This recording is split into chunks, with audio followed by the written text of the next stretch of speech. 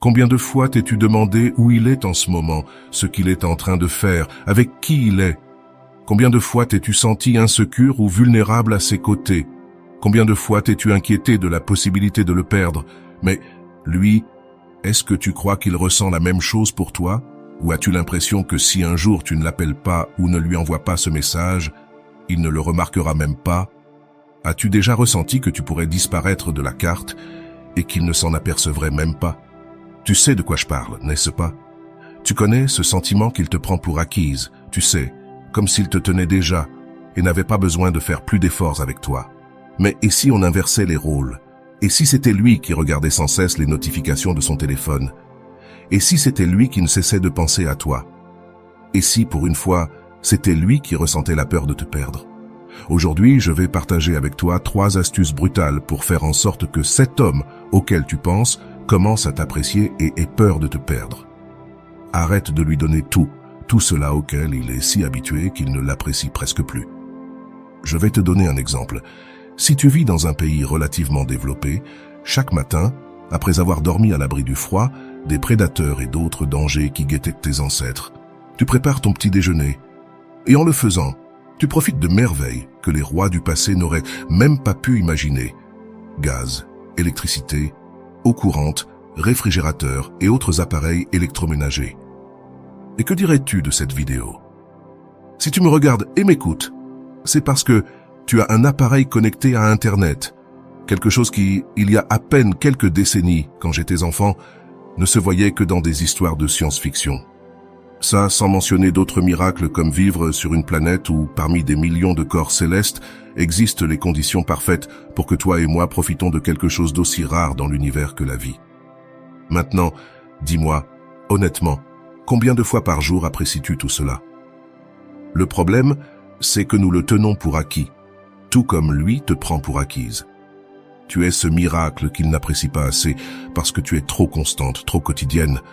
Il en va de même pour toutes ces attentions et ces détails avec lesquels tu l'as gâté. Cela est devenu une routine, c'est pourquoi il en tient compte et n'a pas peur de le perdre. Alors coupe le courant de temps en temps. Un jour, ne l'appelle pas et n'envoie pas ce message qu'il attend. Ou oublie de lui préparer ce dessert que tu fais toujours avec amour. Ou arrête de lui chanter cette chanson à l'oreille avant de dormir. Ou ces nuits de passion. Tout à coup, arrête de lui donner tout ça. Si nécessaire, disparais pendant un moment et coupe tout le contact avec lui. Partez en voyage et créez des expériences qui vous remplissent et vous rendent plus intéressante. Peu importe, mais laisse-le éprouver ce manque pour qu'il te ressente vraiment et surtout pour qu'il se souvienne de ce que c'était la vie sans toi. Alors, pour une fois, qu'il soit lui qui ait peur de te perdre, toi et tout ce que tu lui donnes. Fais-le se demander comment il va craindre de te perdre s'il est complètement sûr de t'avoir toujours. Tu te souviens de ce jour où, par accident, tu ne l'as pas appelé et qu'il a passé toute la journée à te chercher? Eh bien, de temps en temps, souviens-toi de l'oublier un peu. Oui, tu as bien entendu, souviens-toi de le laisser de côté occasionnellement. Et que dirais-tu du début de votre relation? Te souviens-tu comment tu te faisais désirer? Tu sais, quand tu mettais du temps à répondre, quand parfois tu lui donnais des excuses pour ne pas le voir chaque fois qu'il le voulait, et qu'il se sentait insécure et craignait de ne pas pouvoir te conquérir? Et ma question est, si cela a fonctionné, alors pourquoi arrêter de le faire maintenant? Parce que tu vois, il est possible qu'il se sente avec toi comme s'il avait gagné un prix permanent. Au début, il s'est donné du mal, bien sûr, mais une fois le prix en main, il pense qu'il l'a pour toujours, n'est-ce pas? Eh bien non. Fais-lui comprendre par tes actions que votre relation est comme un contrat à durée déterminée. Si les deux sont satisfaits, ils se renouvellent. Mais si l'un ne répond pas aux attentes, il ne se renouvelle pas. Et tu ne fais pas ça juste pour toi, tu le fais aussi pour lui.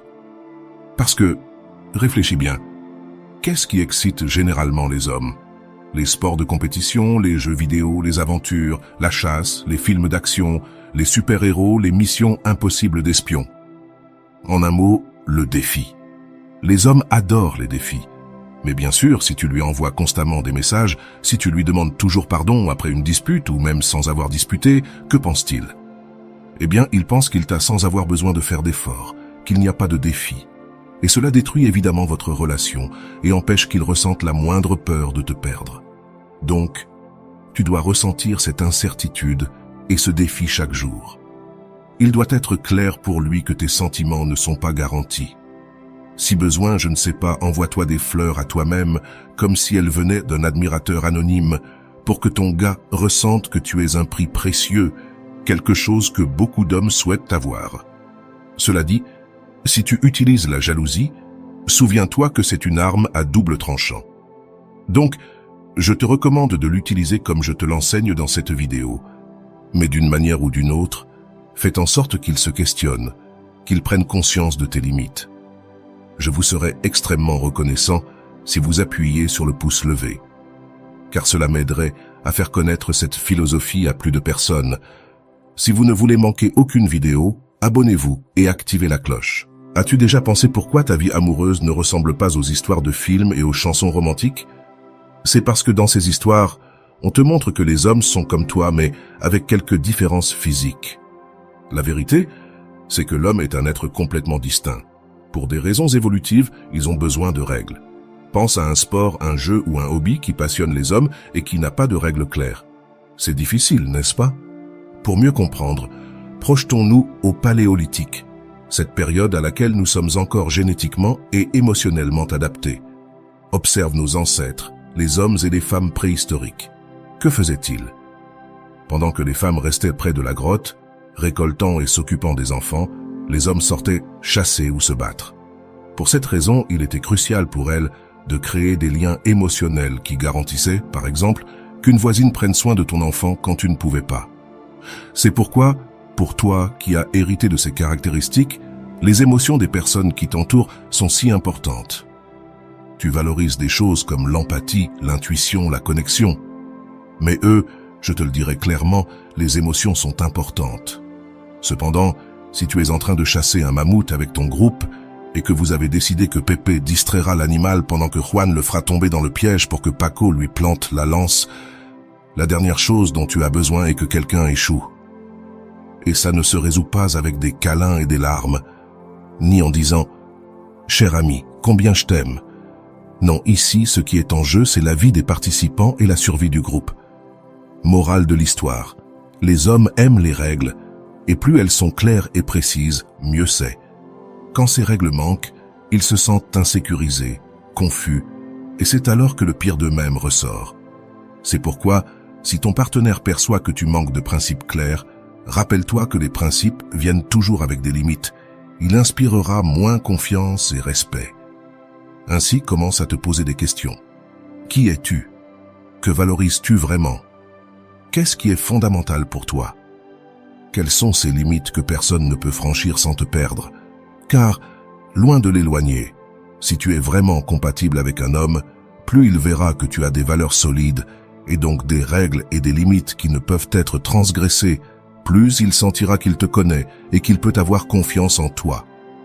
Par exemple, j'ai un engagement envers le bien-être extrême.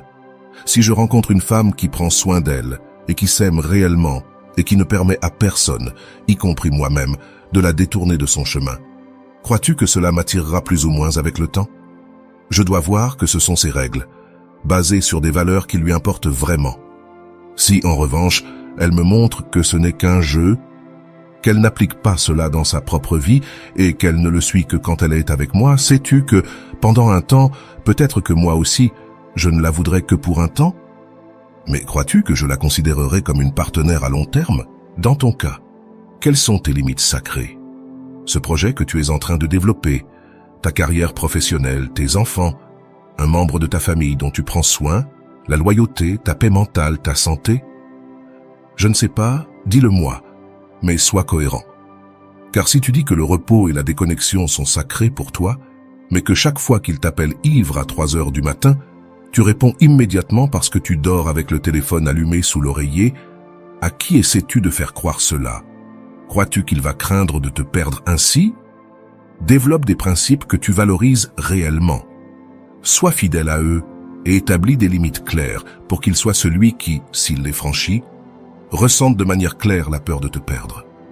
Alors, rappelle-toi que d'avoir des principes clairs et fermes non seulement te renforce, mais renforce aussi ta relation. En établissant et en maintenant des limites, Tu montres non seulement ta propre valeur, mais tu inspires aussi ton partenaire à te valoriser et à te respecter davantage.